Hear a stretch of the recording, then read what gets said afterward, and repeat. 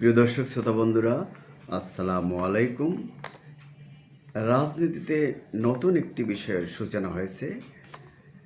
টাকা লেনদেনের আশঙ্কায় আগেই বিকাশে টাকা পাঠানো বা এই বিকাশ, রকেট ইত্যাদি মাধ্যমে টাকা পাঠানোকে সীমিত করা হয়েছে কয়েকদিন আগেই। ইতিমধ্যে আমরা দেখতে পাচ্ছি টাকা বিতরণকালে, ভোটারদের ভোট কিনতে টাকা বিতরণকালে কয়েকজনকে আটক করা হয়েছে। এর মধ্যে আমরা দেখছি কুমিল্লার মুরাদনগরে হাবিবুর রহমান হেলালি নামে জামাতের এক নেতাকে, স্থানীয় নেতাকে 2 লাখ টাকা সহ স্থানীয় জনতা আটক করে তাকে পুলিশে দেয়। যদিও জামাত এটাকে ষড়যন্ত্রমূলক বলছেন, কিন্তু স্থানীয় বিএনপি নেতারা বলছেন যে টাকা বিতরণকারী তাদের আটক করা হয়েছে, পুলিশ বিষয়টি নিশ্চিত করেছে। এইদিকে ঠাকুরগাঁও জেলা জামাতের আমির হেলাল উদ্দিন প্রধানকে তার একজন সহযোগী, যিনি আব্দুল মান্নান নাম, সহ আটক করেছে লালমনিরহাটের পুলিশ। কারণ তিনি ঢাকা থেকে বিমানযোগে 50 লক্ষাধিক টাকা নিয়ে ঠাকুরগাঁও নীলফামারীর সৈয়দপুর বিমানবন্দরে পৌঁছলে তাকে সেখানে আটক করা হয়। পুলিশের জিজ্ঞাসাবাদে তিনি বলেছেন তার কাছে লক্ষাধিক টাকা আছে। পুলিশ বলছে এখনো গুনে দেখা হয়নি, সাংবাদিক বা স্থানীয় কর্মকর্তার উপস্থিতিতেই টাকা গোনা হবে।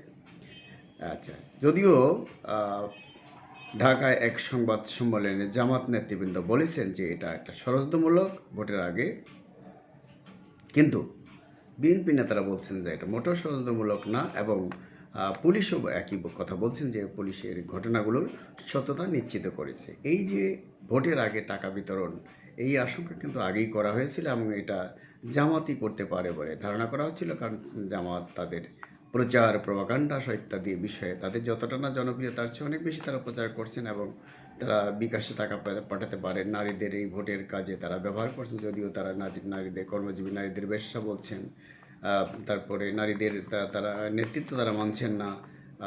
অর্থাৎ নারী এবং 71-এর যে তাদের স্বাধীনতা বিরোধী ভূমিকা, এই দুইটা বিষয়ে জামাতের অবস্থান একেবারেই ভালো নয়। অপরদিকে জামাত বারবারই বিএনপির চাঁদাবাজি কিংবা দখলবাজির কথাগুলো বলছেন, যেটাকে বিএনপিকে কোণঠাসা করার জন্য।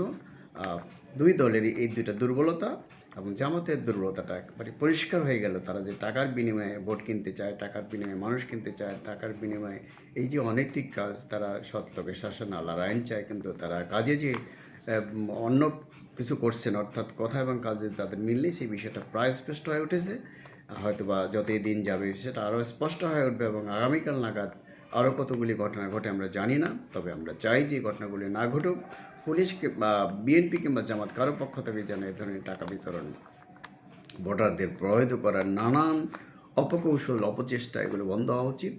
মানুষ যাকে ইচ্ছা তাকে ভোট দিবে, স্বাধীন চিন্তা থেকে ভোট দিবে, তারা অবাধভাবে ভোট দিবে, সেই ভোটটা গ্রহণযোগ্য হবে, এবং সেই ভোটে যারা বিজয়ী হবেন তাদের কাছে এই ক্ষমতা হস্তান্তর করে বর্তমান ডক্টর মোহাম্মদ ইউনূসের নেতৃত্বাধীন তত্ত্বাবধায়ক সরকার ক্ষমতায় থেকে চলে যাবে, এইটাই আমরা আশা করছি। এবং তিনি স্পষ্টভাবে বলেছেন ডক্টর মোহাম্মদ ইউনূস গতকাল যে তিনি ভোট গণনায় দেরি করা হবে না, এবং দ্রুতই ক্ষমতা হস্তান্তর করা হবে নির্বাচিত সরকারের হাতে। তিনি এটা স্পষ্টভাবে তার বক্তৃতায় ভাষণে নিশ্চিত করেছেন। তো আমরা আসলে এই সরকার যে বারবার বলছে তারা একটা অবাধ গ্রহণযোগ্য নির্বাচন দিতে চায়, শান্তিপূর্ণ এবং আনন্দমুখর পরিবেশে, সেটা আমরা চাই, যাতে কোনো মহল কোনোভাবেই সেটাকে প্রভাবিত করতে না পারে। সেটা জামাত হোক, বিএনপি বা অন্য কেউ হোক, আমরা সেটা চাইব না। যদিও জামাত বারবার বলছেন বিএনপি বা নির্বাচনকে প্রভাবিত করার একটা চেষ্টার কথা বলছেন, কিন্তু কার্যত দেখাচ্ছে জামাতই কাজটা করছে। আমরা আশা করি সরকার, আইনশৃঙ্খলা বাহিনী সহ যারাই দায়িত্বে আছেন না কেন, তারা এই বিষয়টাকে দেখবেন। যেই করুক না কেন, কেউ যেন সেটা করতে না পারে। যারা করবে তাদের আইনে হাতে আনা হবে, যারা আর অন্যরা শান্তিপূর্ণভাবে জনগণ ভোট দেবে, ভোট কিনতে অভয় নিশ্চিন্তে যাবে, এবং এই পছন্দ মতো প্রার্থীকে ভোট দিয়ে তারা তাদের ভোটের ফলাফল পাবে, অর্থাৎ তাদের প্রার্থিত প্রার্থীকে তারা এমপি হিসেবে দেখতে চায়। এটা আমরা আশা করি। বন্ধুরা, ডিবেট উইথ রানা এবং নিউ বাংলা টিভির চ্যানেলের পক্ষ থেকে আপনাকে স্বাগতম, এবং আমরা নতুন কোনো এপিসোড নিয়ে আবার নতুন কোনো খবর নিয়ে হাজির থাকবো। ততক্ষণ পর্যন্ত আপনারা ভালো থাকুন। আল্লাহ হাফিজ, ধন্যবাদ।